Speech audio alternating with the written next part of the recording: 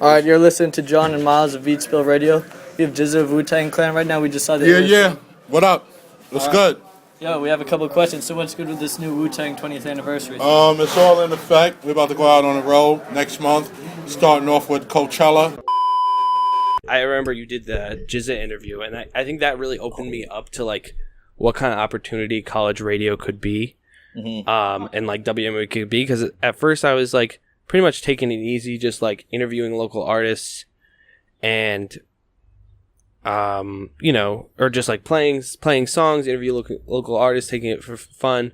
And I was like, and you were talking about like I just recognized like, hey, like if a larger artist comes to town, it's possible to do like a quick interview. I might not be able to get them in for like a long in-depth interview, but if I can finesse and get like a 5-minute interview, like it just really, you kind of realize that you said like the WMA name means more to them than it does to you, because like to you you're just like, oh, it's just a college radio station, like a small station, like why would they care? But like a lot of these underground artists have like made their careers off of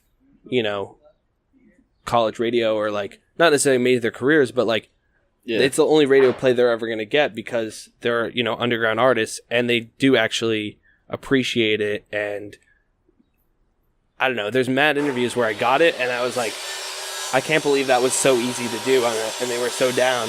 And you just remember like a lot of underground rappers are just like regular ass dudes that are so like down to earth because it's sort of like a currency based thing if you're just creating shit that you like. So what we're doing is we're bringing cameras and mics and whatever, and we're going and we're trying to get content from them, and it's easy, it's free. Like what we're doing is free because we just want to do it, and what we're asking from them, we're just asking for them to speak. It's just free shit. It's like they have unlimited chips, pretty much, just wisdom, like the GZA thing. And then, or let's talk about smaller artists. Like a smaller artist can do the interview, and I did this interview for this dude Wells from North Carolina. And I was talking to him, and he was like, "Yeah, dude, this is the first radio interview we've ever done." And then like he gets to go, and even though probably no one listened to that interview, he gets to then go and be like, "Oh, I was on the radio." It's like for smaller artists, it's more helpful to them.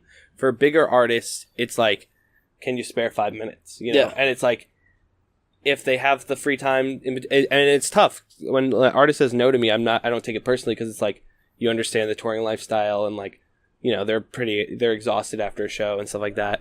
But I remember you were just like, we befriended the DJ and DJ Symphony, awesome dude. And you're like, basically, the story of it, you were like, just look like you belong there, and if anyone asks you what you're doing, say you're late for an interview. And I was like, okay, so I have to just be ballsy enough to do that, you know? It was funny. So to get into that backstage, where GZA was, because this is Iron Horse, right? Or the Pearl Street upstairs. Okay. Yeah, I'm getting the names right. And so we were gonna go back there. We left, and then we were like, no, we should go back and try. There's these two kids standing. It's like the bouncer to the door. We were still in the venue, but to get backstage, the bouncer and these two kids who were talking, and they were like, "Come on, we opened for him. We just want to say what's up." And me and Miles just did men on a mission, have some gear, like, and the dude didn't even. We just seemed like we were there, and the guy just let us through. Didn't let the other kids in. Well, because when you hesitate, it looks like you're, not supposed to be there because you're not confident. When you walk in with like confidence and you have a camera, and it's like people don't. That security guard doesn't care that much. Like no one cares that much. I think at Pearl Street they do give you. I feel like they definitely. The Homeboy Sandman interview was like, I had an interview. I had an email with him, and he's like, "Yeah, I'm down."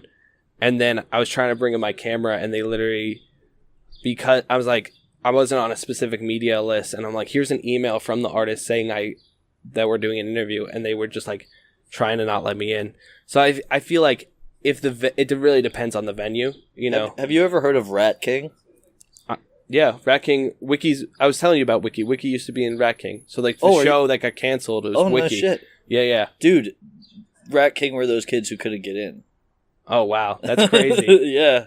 Oh, they opened up that show. That makes so much. You know what I know about that. It's funny because doing interviews, I've interviewed artists that have talked about that show because I like. It's like interesting how it all connects. Artists from Western Mass that know Rat King and like have the connection to New York and stuff like that. Yeah, a lot of. I can't remember if it was the same show or maybe it was the Danny Brown show. But have you ever heard of Bodega Bams? Yeah. So we just interviewed him. We were like, "Hey, you want to talk?" And we talked for like 5 minutes. And I just like forgot about the file and lost my phone or something. And then I just saw him like he has some. Maybe he was on World Star or something. Yeah. Like that's pretty big. I was like, damn, I probably should have hung on to that interview. I don't know where it's at. Well, sometimes it's like you're trying to do one interview and, the main guy might not be down, but like I was trying to interview John Wayne when he came to Greenfield, and that never happened. Oh, but I saw him tweet about that. The maybe Greenfield show? Retweeted his tweet about it. Yeah. It was a fun show, but like, so... But yeah, Danny Watts was opening for him, and I wasn't even like planning on interviewing Danny Watts, and the manager's like, yeah, John's not really into it, but like Danny would be down. I'm like, cool. And then you like end up having a conversation with him, and he's a real cool dude, and you weren't necessarily even like planning to try and get that interview. Yeah. And it's like it's interesting how you can kind of fall into certain situations. So that GZA thing was even the coolest thing to come out of that night. Yeah, it was that dude DJ Symphony. Really dug me and Miles' thing. He's actually in the intro to our song. He's the one who gives our shout out. Yeah. Like talks about the show. So he asked us if he could stream our show on his Wu-Tang affiliated website. So our senior year, when our show would come on, it would get like linked to this Wu radio thing. So they like knew about us, and Miles was doing a show over the summer once, and DJ Symphony was like, yo, I'm here with Wu-Tang, we're listening, you're doing awesome. I wasn't there for it, but Miles told me, and I was like, holy shit, like that. That's crazy. Wait, they called in and said that to No, to DJ him? Symphony like texted him. Oh, said, okay. hey, I'm with the guys, and we're listening. And so Miles lives out in Austin, and so South by Southwest, he's right in the middle of it every year. And so they always come back, and they ended up getting like, if you talk to, you should interview him. He has cool stories. Like for sure. They got to like go hang out like and like smoke weed with it. I don't know if they smoked weed, but I think it was in an intimate enough setting that people were smoking weed. And he brought my other friend, this dude Alex Trepler. He who produces. He just changed his name. He used to go by Trepstar. I can't remember what his thing is now. But they ended up talking, and I can't remember if he played his shit there or got information. And GZA put out this mixtape, and he got his beat rapped on by GZA on GZA's mixtape. That's crazy. It's just crazy how things work out when you're, even when you're not even like I said, when you talk to DJ Symphony, it's like you talk to the guy that doesn't get as much love, and you have a genuine conversation with him, and you never know what's gonna happen. Because like the rapper's always constantly getting bombarded, so. You get surprised by like how nice someone is. Yeah. Because like a lot of people don't, and then just all of a sudden someone is just randomly super cool. Yeah. And that's DJ Symphony. He's just for sure.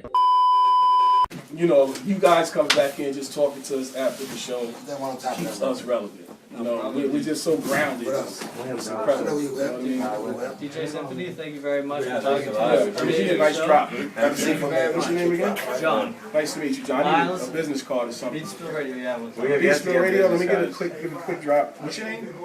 John. John, right? What they call you? They just call me John. John and Miles of Beatspill Radio.